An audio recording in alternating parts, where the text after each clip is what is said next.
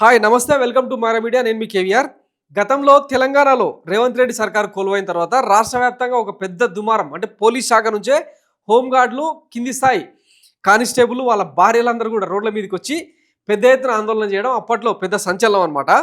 అట్లాంటి సీనే అంటే ఉద్యోగంలో పై అధికారులు డిపార్ట్మెంట్లు తమను చూస్తున్న చులకన భావన్, తర్వాత ఒక పాకి పని చేసే సఫాయి కార్మికులలాగా ట్రీట్ చేస్తూ ఉన్నారని చెప్పి పెద్ద ఎత్తున ఆందోళనలకు దిగినరు మొత్తం ఆ కుటుంబాలు. ఆఖరికి వాళ్ళ భార్య బిడ్డలతో సహా వచ్చి ఆందోళన చేయడం అప్పట్లో తీవ్ర సంచలనం అనమాట. వాస్తవానికి రేవంత్ రెడ్డి సర్కారును పెద్ద అంటే తలగొట్టేసిన పని అయిపోయిందన్నమాట. అంటే పోలీస్ డిపార్ట్మెంట్ పరువు తీసుకున్న టైం. సో అట్లాంటి ఇన్సిడెంటే ఇప్పుడు ఆంధ్రప్రదేశ్లో నెలకొంది. అదేంటంటే విశాఖ సెంట్రల్ జైలు ఎదుట ఇంచుమించు 37 మంది పోలీస్ కానిస్టేబుల్ వాళ్ళ కుటుంబ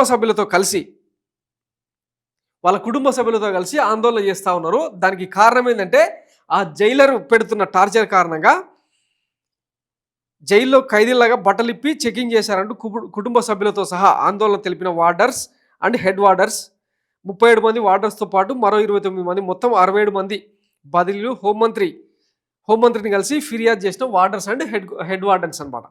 సో వాళ్ళ పేర్లు సెంట్రల్ ప్రిజన్ విశాఖపట్నం మొత్తం అంటే వాళ్ళ ఏమంటారు డెసిగ్నేషన్స్తో సహా కలిపి ఇంతమంది వీళ్ళ కుటుంబాలన్నీ కూడా ఇప్పుడు జైలు ముందర ఆందోళన చేస్తూ ఉన్నాయి. కారణం ఏంటంటే వీళ్ళను మరీ హీనంగా జైల్లోకి వెళ్ళేటప్పుడు పంపించేటప్పుడు సేమ్ ఒక అండర్ ట్రయల్ ఖైదీలు కాదు కానీ ట్రయల్డ్ ఖైదీలు ఎవరైతే అంటే జీవిత శిక్ష పడి ఉంటుందో వాళ్ళను మొత్తం సినిమాలో చూపించినట్టు బట్టలిప్పేసి ఒంటి మీద నూలు పోగు లేకుండా జైలులో ఖైదీలను ఎట్లయితే ట్రీట్ చేస్తారో అదే రకంగా తమను ట్రీట్ చేస్తూ ఉన్నారు. జైలు మాన్యువల్స్ను పక్కన పెట్టి ఖైదీలకు రక్షణగా, తర్వాత జైలుకు రక్షణగా ఉండాల్సిన కానిస్టేబుల్కు తమకే ఇట్లాంటి దుస్థితి ఏందని చెప్పి మొత్తం 60కి పైగా కుటుంబాలు ఆందోళన చేస్తూ ఉన్నాయి.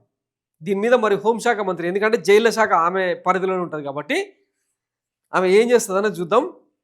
Kumar Vishwajit, director general of prisons and correctional services, ఇదేంటంటే the unit officers concerned are requested to relieve the above individuals from their duties immediately without further delay with a direction to report at the new stations.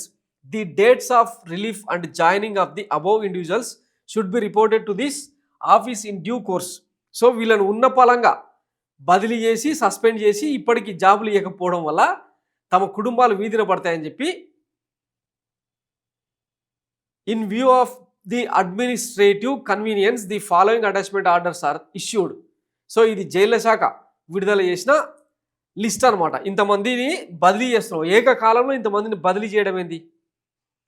So వాళ్ళు ఏదో లొంగకపోవడమో లేదంటే తిరుగుబాటు చేయడమో ఏదో ఒకటి జరుగుండాలి.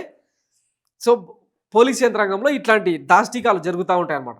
ఒకవైపు rural పిఎస్లు, తర్వాత అర్బన్ పిఎస్లలో ఇష్టారాజ్యంగా ఎమ్మెల్యేలు వాళ్ళ క్యాడరు ఆడుకుంటూ ఉండడం, పసుపు బిల్ల తీసుకుపోయి పసుపు కార్డు తీసుకుపోతే పనులు చేసేలాగా, పోలీసు వాళ్ళకు ఫోన్లు చేసి బెదిరించేలాగా ఎట్లా వ్యవహరిస్తూ ఉన్నా చూస్తున్నాం కదా. కంప్లీట్గా లా అండ్ ఆర్డర్ అనేది పోలీస్ యంత్రాంగం చేతిలో లేకుండా పోయిందన్నమాట. సో వాళ్ళ మొరాలిటీ దెబ్బతీసి ఇప్పటికే చూసినాం కదా, కాదంబరి జైత్వాని విషయంలో 3 IAS IPS ఆఫీసర్లను సస్పెండ్ చేసి పారదర్శక ఈ సర్కార్. సో పోలీస్ డిపార్ట్మెంటు తర్వాత ఉన్నతాధికారుల వ్యవస్థలకు సంబంధించిన మొరాలిటీ దెబ్బతీసేలాగా వ్యవహరిస్తున్న ఈ సర్కార్కు ఇక జనం ఎట్లా బుద్ధి చెప్తారన్నది చూద్దాం. Thanks for watching Mara media. నేను మీ కేవీఆర్. Thank you.